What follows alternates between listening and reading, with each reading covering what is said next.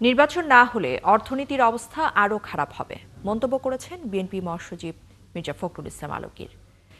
রোববার জাতীয় প্রেসক্লাবে মাওলানা আব্দুল হামিদ খান ভাসানীর মৃত্যুবার্ষিকী উপলক্ষে আয়োজিত আলোচনায় এ কথা জানিয়েছেন তিনি। অনেকটা বিভ্রান্তি, অনেকটা হতাশা এবং অনিশ্চয়তার মধ্যে দিয়েও কিন্তু এই নির্বাচনের এখন একটা সম্ভাবনা দেখা দিয়েছে যে 26 ফেব্রুয়ারি মাসে এই নির্বাচন অনুষ্ঠিত হবে। এখানে কিছু গোষ্ঠী, কিছু মহল আজকে পরিকল্পিতভাবে এই বাংলাদেশে একটা অনিশ্চয়তা সৃষ্টি করতে চায় এবং তারা বিভিন্ন রকম দাবি তুলে নির্বাচনকে ব্যাহত বা বিলম্বিত করতে চায়।